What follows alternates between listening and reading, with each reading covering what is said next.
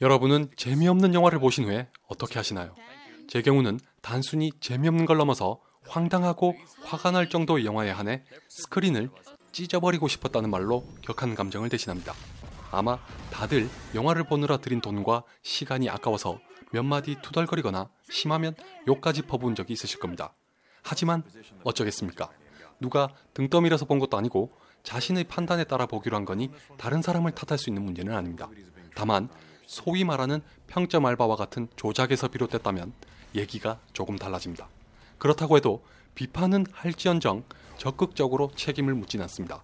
더군다나 환불을 바라고 요구하는 것까지는 꿈도 꿀 수 없습니다. 그런데 말입니다. 약 10년 전에 극장에서 단체로 항의하는 바람에 실제로 환불이 됐던 초유의 사태가 벌어졌던 적이 있습니다. 그 영화는 바로 2005년에 개봉했던 오픈워터입니다. 오픈워터는 실화를 다루고 있습니다. 이것부터 잠깐 소개하도록 하겠습니다. 미국인인 톰과 에일린 커플은 호주의 그레이트 베리어 리프로 다른 관광객들과 함께 스쿠버 다이빙을 하러 갔다가 실종됐습니다. 이들을 데리고 간 업체는 두 사람이 돌아오지 않은 걸 모르고 배를 출발시켰습니다. 결정적인 원인은 인원을 파악하면서 치명적인 실수를 저질렀던 것이었습니다. 그로부터 이틀이 지나서야 두 사람의 짐을 발견하고 부랴부랴 대대적인 수색 작업을 펼쳤으나 바다에서 소지품을 발견한 것만이 유일한 성과였습니다. 시신은 끝내 발견하지 못했고 10중 8구 익사했을 것으로 보고 있습니다. 제가 몇 년 전에 그레이트 베리어 리프로 스쿠버 다이빙을 하러 갔을 때도 이 사건에 대해 얘기하면서 조심하라고 주의를 주더군요. 이런 이야기를 바탕으로 한 영화로 인해 왜 환불 사태까지 벌어졌을까요? 간단하게 말하면 재미가 없었다는 걸로 정리할 수 있겠지만 정확하게는 광고에 속았다는 것으로 인한 관객들의 분개가 M1 극장에서의 집단 항의 소동으로 번졌습니다. 자세한 사연은 이렇습니다. 사실 오픈워터는 공포영화와는 거리가 좀 있습니다.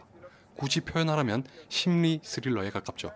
감독은 약 1시간 20분인 전체 상영시간 중에서 무려 50분을 바다에 남겨진 두 사람만 비추는 데 할애했습니다. 그러니까 관객들은 장장 50분 동안 망망대해와 주인공 커플 그리고 간간히 나타나는 상어를 보고 있는 게 전부입니다. 물론 이 사건을 내가 겪었다고 상상하면 끔찍하기 그지없습니다. 하지만 일반적인 상업영화로 보여주기에는 분명 한계가 있습니다. 기승전결이 뚜렷한 이야기는 아니기 때문입니다. 소재만 따와서 극적으로 꾸민다면야 얼마든지 가능하겠죠. 예를 들어 바다에서 호랑이와 표류하는 라이프 오브 파이나 비슷한 상황을 배경으로 한 오리지 로스트가 있습니다. 오픈워터는 두 영화와 크게 다릅니다. 감독이 극사실주의를 표방하고 싶었는지 놀라울 정도로 두 사람이 처한 상황과 심리에만 초점을 맞추고 있습니다. 음식으로 비유하자면 MSG는커녕 천연 조미료도 없습니다. 직접 보시면 이야 이렇게 영화를 만들 생각을 다 하는구나 하고 감탄 아닌 감탄을 하실 수도 있습니다. 앞에서 말한 것처럼 스릴러로 보기에도 자극과 흥미는 다른 영화에 비해 부족합니다. 대신에 만약 톰과 에일린이 겪었던 상황을 직접 본다면 이렇겠다는 것을 짐작할 수 있습니다. 감독이 워낙 집요해서 거의 다큐멘터리를 보는 것 같습니다. 오락영화로서의 인위적인 요소가 적어서 실망하기 십상이지만 그 덕분에 두 사람의 심리가 차차 변해가는 과정을 오롯이 목격할 수 있습니다. 언제 어떻게 될지 전혀 알 수 없는 바다 한가운데 둥둥 떠 있는다는 건 공포 그 자체입니다. 상상조차 하기 싫을 정도로 끔찍하죠. 오픈워터의 주인공들은 처음엔 대수롭지 않게 생각합니다. 자신들이 배에 없다는 걸 곧 알아내고 돌아올 거라고 믿었습니다. 상식적으로 그게 정상이지만 세상에는 상식이 통하지 않는 경우가 더 많다는 걸 이 영화가 보여주고 있습니다. 한동안은 농담도 하며 서로에게 의지하면서 잘 견딥니다.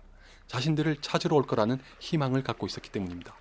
시간이 차츰차츰 흘러서 그 희망이 절망으로 변하기 시작하면 두 사람 다 신경질적인 반응도 보이면서 파국으로 치닫습니다.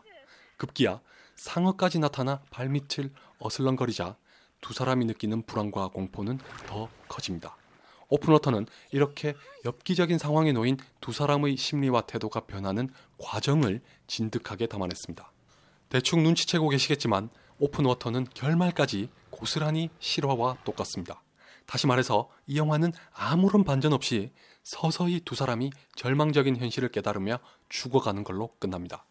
여기까지 들어도 환불을 요구할 정도는 아닌 것 같죠? 제가 아직 말씀 안 드린 게 있습니다. 오픈워터가 초유의 사태를 부른 진짜 원인은 영화가 아니라 홍보와 마케팅에 있습니다. 말했다시피 오픈워터는 공포영화도 아니고 상업 오락영화도 아닙니다. 애초에 50만 불짜리 저예산 독립영화였습니다. 북미에서는 독립영화의 축제이자 제가 죽기 전에 꼭 한번 가고 싶다고 했던 썬댄스 영화제에서 상영하여 호평을 받았습니다. 흥행 성적도 괜찮았습니다. 이런 결과와 달리 황당한 영화로 남게 된 우리나라에서는 극히 일부분을 극단적으로 부풀려서 무슨 조스라도 되는 것처럼 포장했습니다. 관객이 사기를 당했다고 주장해도 터무니없다고 치부할 수 있는 수준을 넘었습니다. 본래 영화 홍보와 마케팅이라는 게 단점을 감추고 장점을 부각시키는 거라고 하지만 오픈워터는 영화를 근본적으로 무시하고 왜곡한 것과 다름없었습니다. 지금은 거의 사라졌지만 여전히 이런 방식을 간간히 볼 수 있습니다. 흥행을 위해 다른 영화처럼 광고해서 관객을 끌어들이려는 속셈이죠. 얼마 전에 개봉한 셜록 유령신부도 따지고 보면 비슷한 경우입니다. 이렇게 눈 가리고 앙호하는 건 오픈워터의 사례처럼 결국 영화를 돕는 게 아니라 해치는 짓입니다. 왜냐하면 관객들은 영화를 볼 때 최소한의 기대치라는 게 있기 마련입니다. 작게나마 머릿속으로 어떤 영화일지를 상상하고 기대하죠. 그것을 벗어나버리면 대부분 재미없다고 느끼면서 실망합니다. 오픈워터가 우리나라에서 오명을 쓰게 된 결정적인 원인이 바로 여기에 있습니다. 여러분은 이제 어떤 영화인지 아시게 되셨으니 큰 기대 없이 보신다면 어떨지 궁금하네요. 재미있는 영화라고 추천하기는 어렵지만 환불 사태를 계기로 관객의 책임과 홍보 마케팅의 도리에 대해서 크고 작은 논란이 일었던 영화니 한 번쯤 보시는 것도 좋습니다. 흑역사도 일단 역사는 역사니까요.